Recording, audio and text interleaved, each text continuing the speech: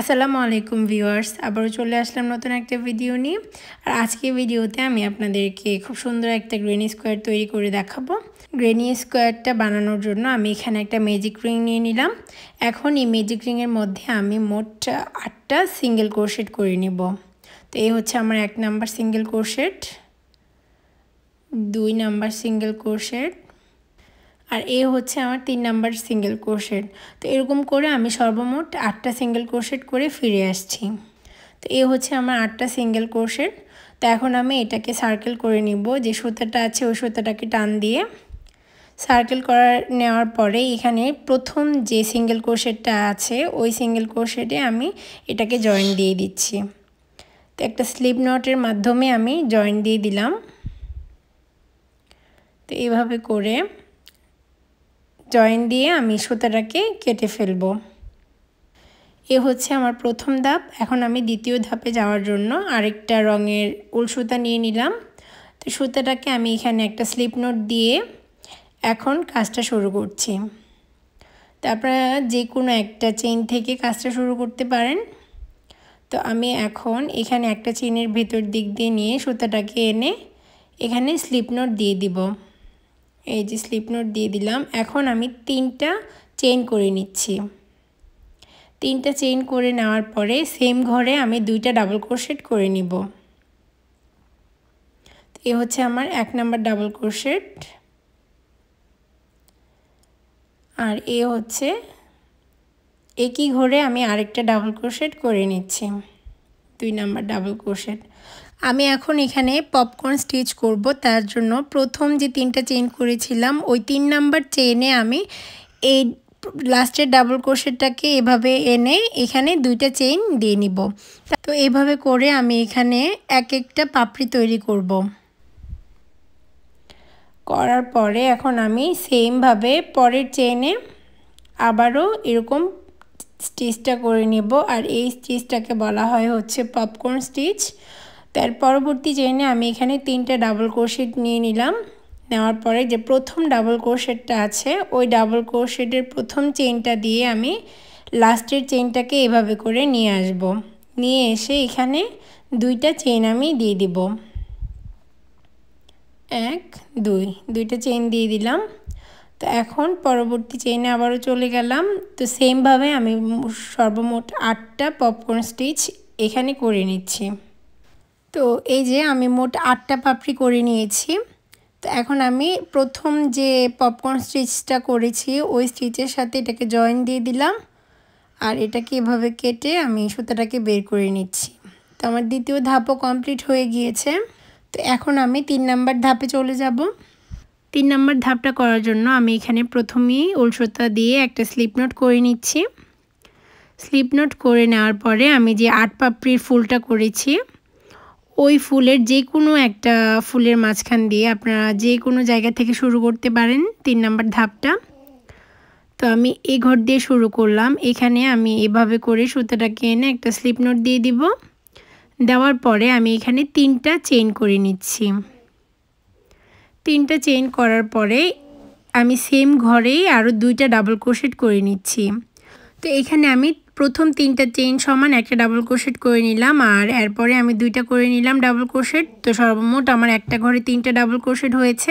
তো আমি এখন কর্নারের কাজ শুরু করেছি। আমি যেহেতু গ্রেনি স্কোয়ার করব তার জন্য প্রথমেই আমি 3টা ডাবল ক্রোশেট করে নিচ্ছি এখানে। এই তো 3 নাম্বার ডাবল ক্রোশেট, 3টে ডাবল ক্রোশেট করে নিলাম। এখন আমি সেম ঘরে আরও 3টে ডাবল ক্রোশেট করব। তার আগে আমি 2টা চেইন দিয়ে নিলাম। 2টা চেইন দেওয়ার পরে আমি এখানে 3টা ডাবল ক্রোশেট করে নিচ্ছি। তাহলে আমার এই জায়গাটাতে একটা কর্নার তৈরি হয়ে যাবে। আমার সর্বমোট গ্রেনি স্কোয়ার করার জন্য 4টা কর্নারের প্রয়োজন। তো এই হচ্ছে আমার প্রথম কর্নার। তো এখন আমি আবার পরবর্তী ঘরে চলে গেলাম। এখানে আমি 3টা ডাবল ক্রোশেট করে নিব। তো 3টে ডাবল ক্রোশেট করে নেওয়ার পরে আমি পরবর্তী ঘরে আবারও কর্নার তৈরি করব। তো এরকম করে আমি 8টা পাপড়ি কমপ্লিট করে নিব। তো 3 নাম্বার ধাপও আমি কমপ্লিট করে ফেলেছি। এখন আমি 3 নাম্বার চেইনটাতে এটাকে জয়েন দিয়ে দিচ্ছি স্লিপ নোট দ্বারা।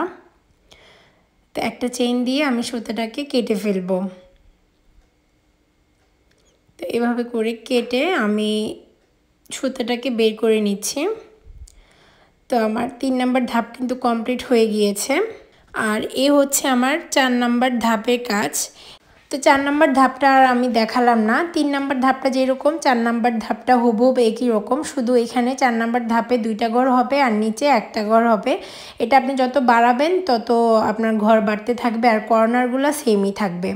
তো এখন আর আমি এটাকে বাড়াবো না, আমি আবার এর পরের ধাপে চলে যাচ্ছি।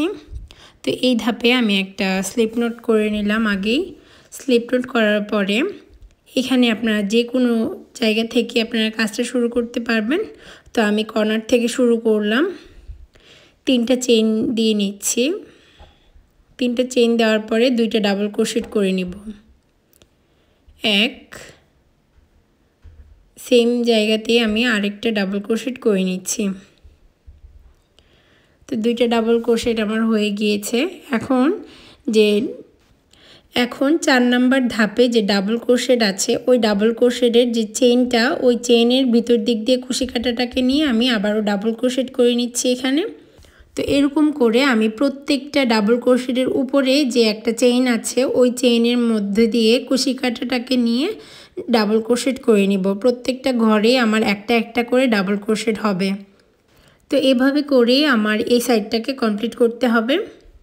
তো ভিডিওটা যেহেতু লং হয়ে যাবে তার জন্য আমি এখন কর্নারের কাজ শুরু করে দিচ্ছি।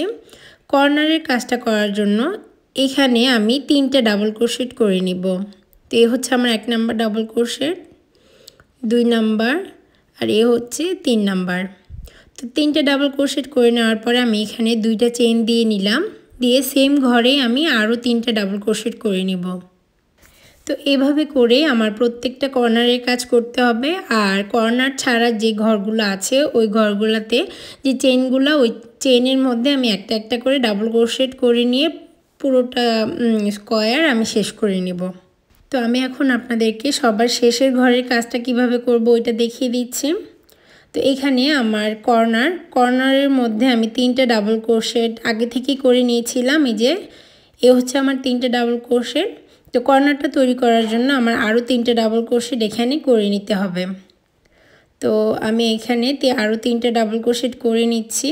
করে নেওয়ার পর 2টা চেইন দিয়ে নিব। প্রত্যেকটা কর্নারই সেম হবে, আশা করছি আপনারা বুঝতে পেরেছেন। তো এখন আমি একটা স্লিপ নোট দিয়ে এটাকে জয়েন করে নিলাম আর একটা চেইন দিয়ে আমি এখন সুতাটাকে কেটে নিচ্ছি। তো এই তো তৈরি হয়ে গেল আমার গ্রেনি স্কোয়ার। তো আপনারা এটা দিয়ে অনেক কিছুই তৈরি করতে পারবেন, যার যেটা ইচ্ছে হয়। তো আজকে এই পর্যন্তই। নতুন কোনো ভিডিও দেখার জন্য আমন্ত্রণ রইল। আল্লাহ হাফেজ।